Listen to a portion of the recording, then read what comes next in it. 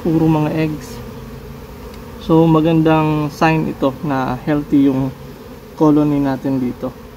Ito, malaki itong bubuyog nito. Ayun, nakita ko na yung queen.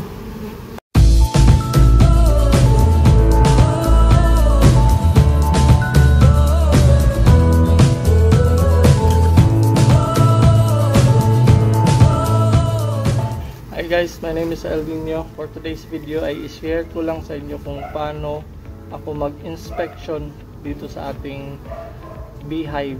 Tsaka i-share ko sa inyo kung paano ako maglagay ng tanda o marker dun sa ating queen bee.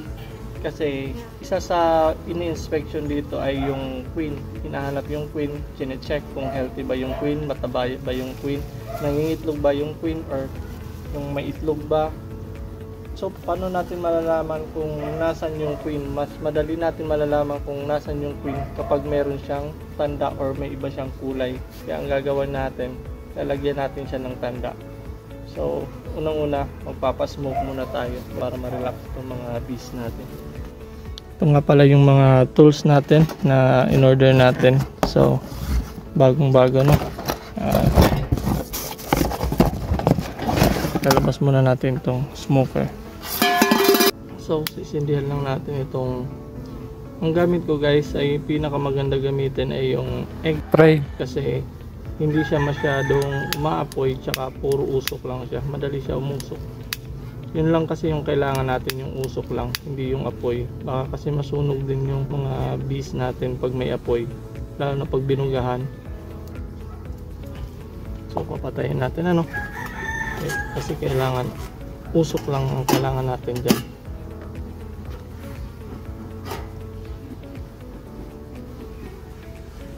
Usukan lang natin sila para ma-relax sila.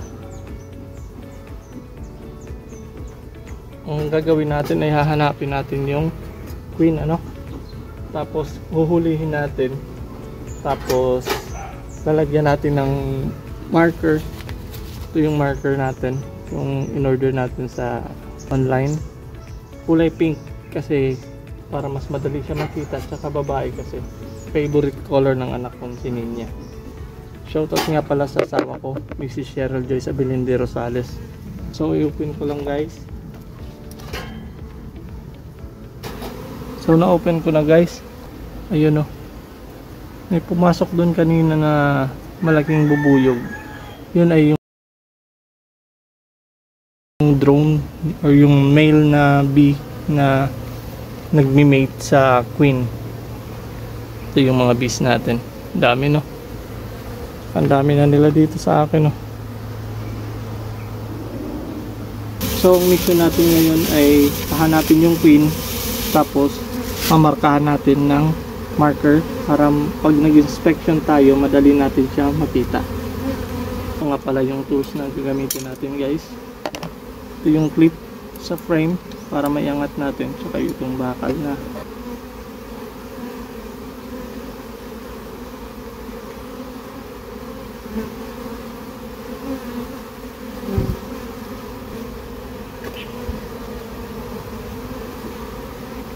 dahan-dahan.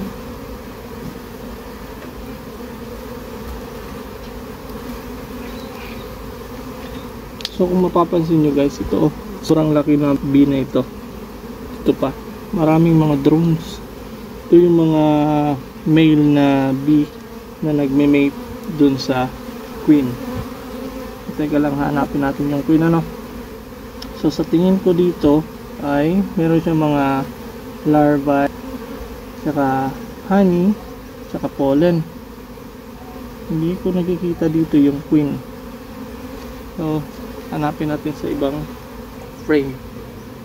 Tatabi muna natin ito.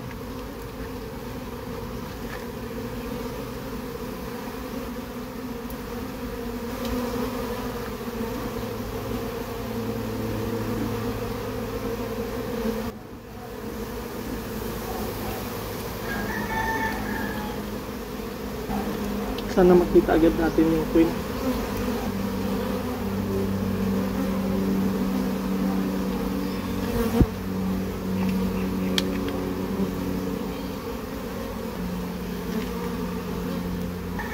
So ito guys, nakikita nyo puro siya brown. Ibig sabihin, mga eggs ito guys.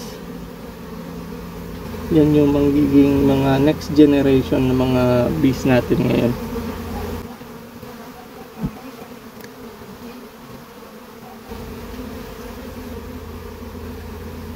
Puro mga eggs.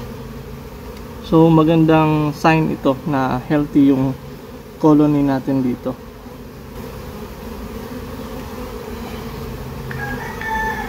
So ibabalik lang natin, tsaka lalabas ulit tayo ng sa pang frame.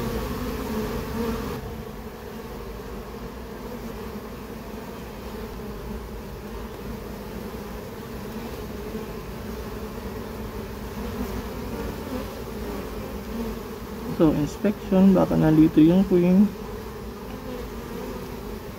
Ito ay brood din or itlog. Mga itlog sila. Hindi ko nakikita dito yung queen. Try natin sa kabila.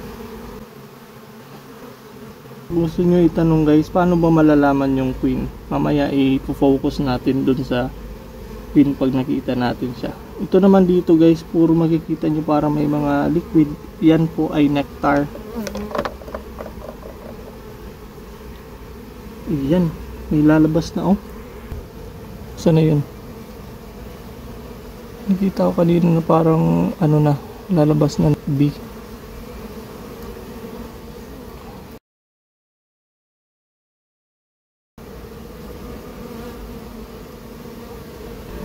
So, balik ulit para sa next.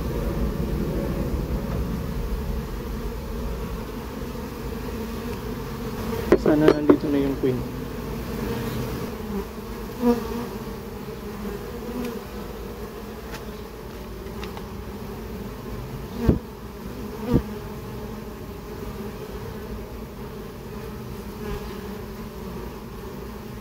Nagwiwigaw-wigaw yung mga bees natin.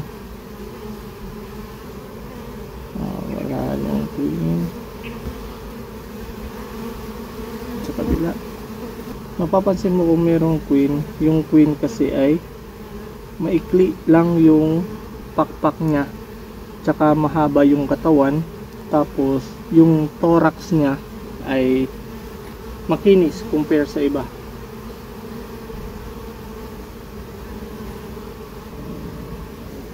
Sobrang dami na ng mga nagliliparan ng mga bees dito guys. Pero kahit na ganun, hindi pa naman tayo inaatake or ini-sting ng mga bees natin. Kalmado naman sila.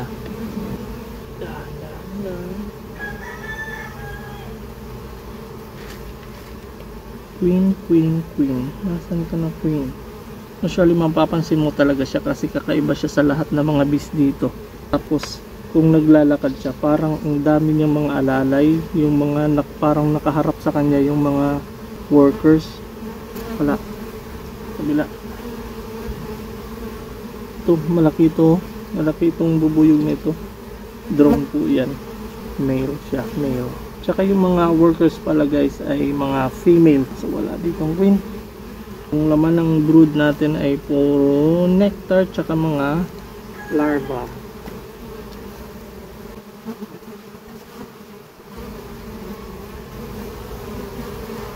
Pupa na pala, pupa. Ah? Sana nandito na yung queen.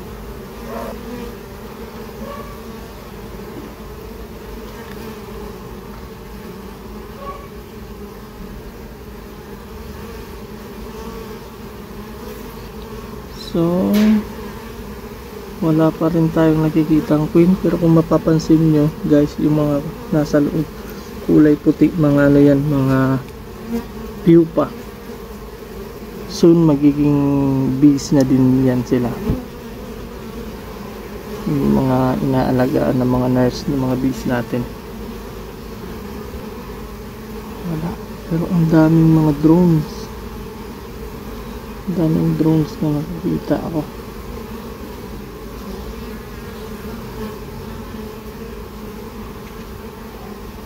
Ayun, nakita ko na yung queen. Ito yung queen, oh. Pahaba. yung ano, yung katawan niya, yung naglalakad siya oh.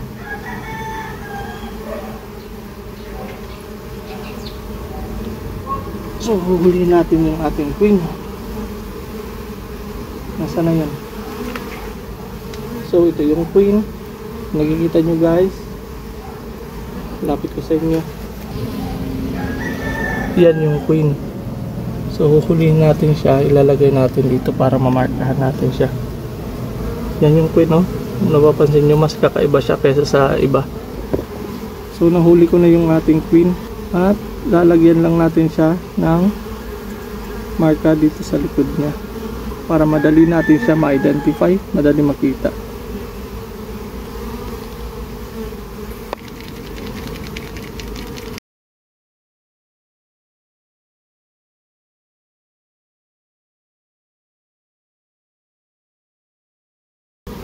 So ididikit lang natin siya dito sa butas, tapos mamarkahan agad natin siya dito sa likod niyang likuran sa may thorax.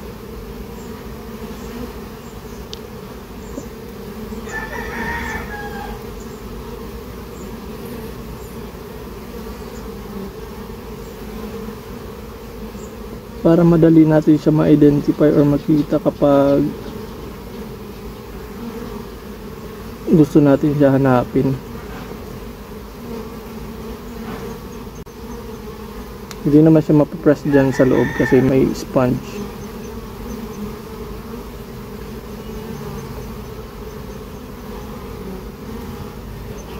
Kung gagawa kayo nito guys, ay iwasan nyo lang na malagyan yung mata niya para hindi maapektuhan yung paningin ng ating queen. So, nalagyan ko na siya ng marker. Makikita nyo siya, meron na siyang marka sa likod, kulay pink, para madali na natin siya makita pag nag-inspection ulit tayo. So, yun lang yung ginawa natin for today. Tapos i-inspection ko na lang din yung mga frame kung may mga honey na. Kung kailangan na ba tayong magdagdag ng frame.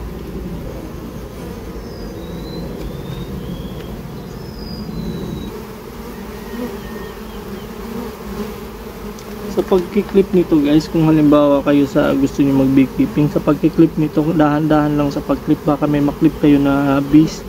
Kasi pag may nasaktan kayo na bees, magsisend sila ng signal na sinasaktan sila. Ayan, so mga nakikita ko dito guys, marami siyang mga eggs.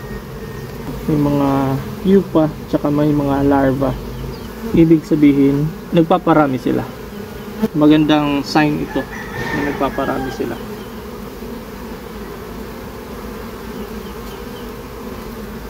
So karamihan na ng mga nakikita natin dito ay mga eggs.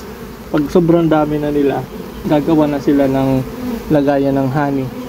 So kailangan na natin magdagdag dito ng isa pang box. Tapos lalagyan ulit natin ng mga bagong mga frame. Yun yung lalagyan nila ng honey. Makikita nyo guys yung mga bees natin, may mga orange sa kanilang hind legs. Ang tawag sa orange na yan ay pollen. Yan yung mga nakuha nila, na-collect nila dun sa mga flowers, then ilalagay nila dito sa kanilang comb para magiging reserve na pagkain nila if in case na tuloy-tuloy yung ulan. Kahit hindi na sila lumabas, ay magkakaroon sila ng pagkain dyan sa loob. Kung napapansin nyo, maya't maya ako nag-smoke kasi gusto ko na ma-relax lang sila. Kasi pag nagalit din sila, ay pwede nila akong i-sting at mamamaga na naman yung kamay natin pag na-sting tayo. So pag didikit-dikitin lang ulit natin sila.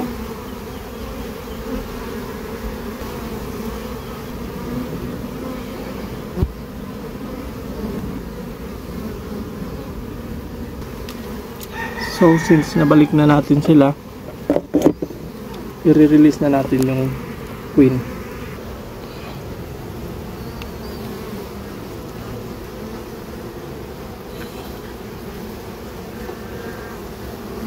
Yun na yung queen. Yung may color pink. Yun, pumasok na sa loob.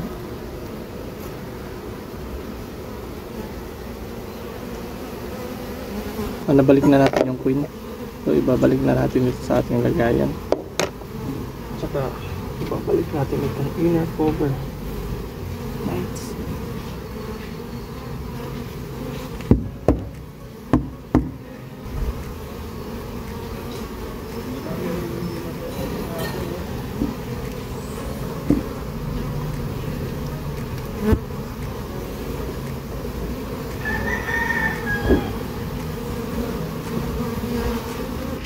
So that's all for now. I'll see you again next time. If you like this video, please click like and subscribe for more videos. My name is El Nino. Check it out. Hasta la vista. Peace.